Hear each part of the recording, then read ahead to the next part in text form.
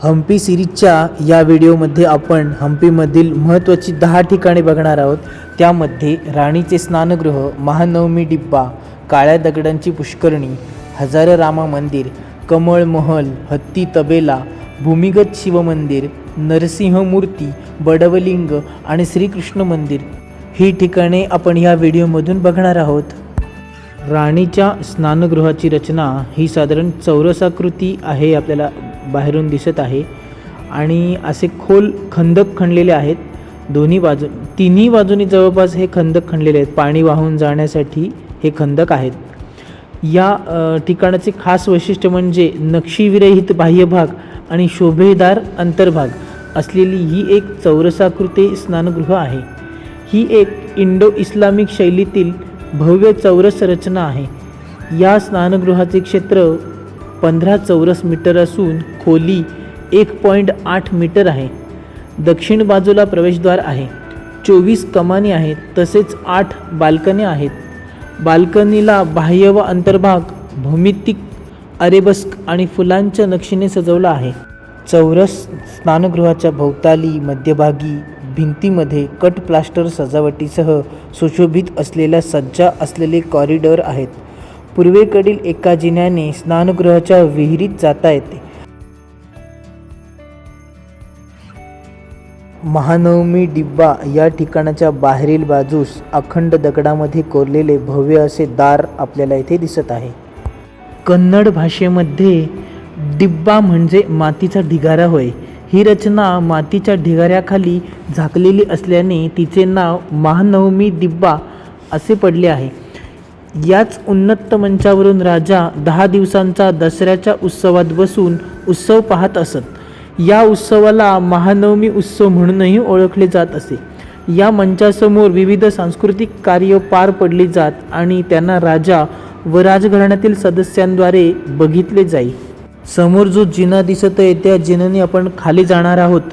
हा मंच ग्रॅनाइट तसेच स्फटिकमय दगडांनी बनलेला आहे। मंचाच्या काही भागाला स्फटिकमय दगडांचे आवरण आहे। ह्या अशा आतील भिंतींवर प्राणी, राजघराण्यातील व्यक्ती, योद्धे, नर्तक, संगीतकार, लष्करी मिरवणूक, शिकारीची दृश्ये कोरली आहेत।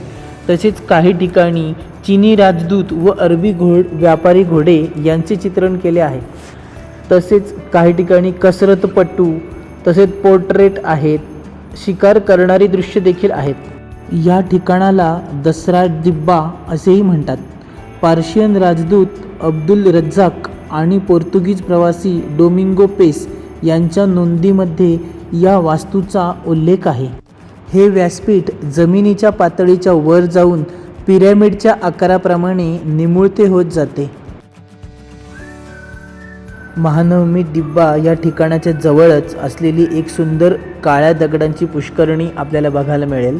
भारतीय पुरातत्व सर्वेक्षणद्वारे या पुष्करणीचे उत्खनन 1988 साली करण्यात आले। कमलापूर तलावाच्या दगडी कालव्यांद्वारे या तलावात पाण्याने भरला जात असे। या पुष्करणीमधील पाणी धार्मिक विधींसाठी वापरले जात असे। पुष्करणीच्या जवळच एक सिक्रेट चेंबर आहे, म्हणजेच गुप्त भुयारी खोली आहे, ती आपण आता बघणार आहोत। हाय मन, हा सिक्रेट चेंबर आहे। बस चल यात। गुप्त भुयारी खोलीचा वापर राजा आपल्या मंत्र्यांशी व गुप्तहेरांशी चर्चा करण्यासाठी करत असे। या ठिकाणाला 2 प्रवेशद्वार असून आत जाण्यास अरुंद मार्ग आहे। आता आपण हम्पीमधील प्रसिद्ध असे हजाररामचंद्र मंदिर म्हणजे हजाररामा मंदिर बघणार आहोत। हे मंदिर रामायण व महाभारत या महाकाव्यांतील प्रसंगांचे चित्रण करणाऱ्या भित्तिचित्रांसाठी ओळखले जाते। हे मंदिर साधारण 14व्या-15व्या शतकातील असून रामरूपातील भगवान विष्णूला समर्पित आहे। या मंदिरातील सर्वात जुना संदर्भ 1416 सालच्या एका शिलालेखात आढळतो, ज्यात राणी अन्नम्मादेवीने दिलेल्या दानाचा उल्लेख आहे। मंदिर पूर्वाभिमुख असून गर्भगृह, अंतराळ, 3 प्रवेशद्वारांसह एक रंगमंडप व एक मोठे स्तंभयुक्त प्रवेशद्वार आहे। आवाराच्या बाहेरील भिंतींवर घोडे, हत्ती, उंट, नर्तक, दांडिया नृत्य, संगीतकार असे चित्रण केलेले आहे. या मंदिराच्या पूर्वेकडील बाजूला एक लांब बाजार आहे. त्याचे नाव हजार रामचंद्र बाजार आहे व त्या बाजाराची लांबी साधारण 930 मीटर इतकी आहे. दिवाणखान्यामधील 4 चित्रखंड स्तंभ पॉलिश केलेल्या काळ्या दगडापासून बनवले हवेत आणि त्यावर बारीक शिल्प कोरली आहेत. हे बघा, ही समोर दिसत आहेत आणि हे बाकीच्या दगडांपासून ह्या खांबांचा दगड आहे तो पूर्ण वेगळा आहे आणि काळा संगमरवर या प्रकारातला तो दगड आहे आणि हे नंतरच्या काळामध्ये केलेलं कोरीव काम आहे.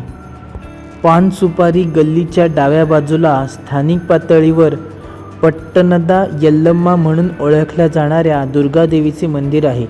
विजयनगरचे राज्यकर्ते महानवमी उत्सवाला देवीची पूजा करत. पट्टणदा यल्लम्माची मंदिराचे द्वार दक्षिणेकडे आहे आणि त्याच्यातच एक गर्भगृह आणि एक समोर शोभिवंत घनाकार स्तंभ असलेला लांब मंडप देखील आहे. पुत्रप्राप्तीसाठी राजा दशरथाने केलेला पुत्र कामेष्ठी यज्ञ, राजकुमारांचा जन्म, सीता आणि लक्ष्मणासह प्रभू रामाचा वनवास, सुवर्ण मृगाची शिकार, सीतेचे अपहरण, अंगदाचा लंकेला दौरा आणि राम व रावणाचे अंतिम युद्ध यांसारख्या कथेतील घटना अत्यंत जिवंतपणे कोरलेल्या आहेत. या सर्व चित्रांतून व शिल्पातून आपल्याला असे कळते की या हम्पीचा उगम रामायणाच्या काळापासूनच आहे, हे नक्की. आता आपण पुढील कमळ महल हे ठिकाण बघणार आहोत. हम्पीमधील एक धर्मनिरपेक्ष रचना म्हणजेच कमळ महल. कमळ महलाला चित्रांगी महल म्हणून देखील ओळखले जाते. गोपूरसारख्या दिसणाऱ्या 9 छोट्या रचनांचे मुकुट बनवले आहेत. ही एक 2 मजली इमारत असून इंडो इस्लामिक शैलीमध्ये बांधली आहे. या इमारतीच्या खालच्या भागात मोकळा मंडप आहे व वरील भागात बाल्कनी आहे. विजयनगर साम्राज्यातील राजघराण्यातील महिलांना एक विरुंगळ्याचे दालन किंवा उन्हाळी महाल असावा, ज्याच्या छतावर एक पाण्याची टाकी आहे व तुळयांच्या आतून थंड पाणी वाहण्यासाठी नळ आहेत. या महालाला एकूण 24 खांब आहेत. हत्ती तबेला म्हणजेच गजशाळा आपण बघणार आहोत. राजघराण्यातील हत्तींना राहण्याची जागा इंडो इस्लामिक शैलीमध्ये बांधलेली आहे. तसेच जवळच माहुतांना राहण्याची देखील सोय आहे.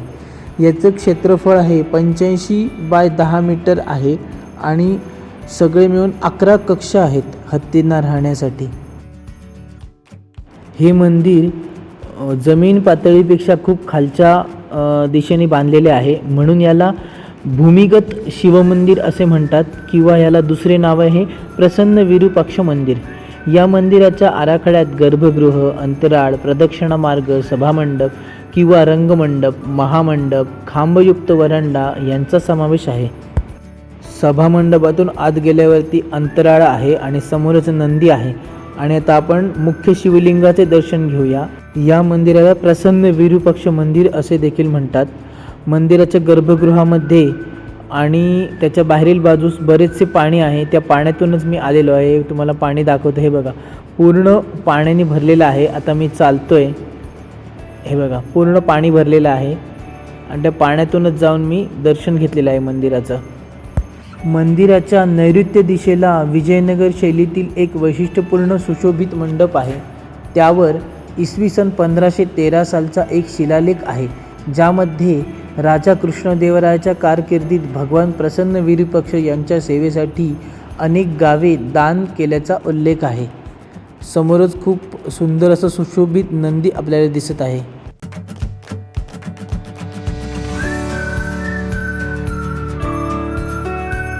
आता आपण नरसिंह मूर्ती बघूया. इसवी सन 1528 साली राजा कृष्णदेवरायांच्या कारकिर्दीत कृष्ण भट्टांनी एक विशाल दगडगोट्यातून 6.70 मीटर उंचीचे शिल्प करून काढले.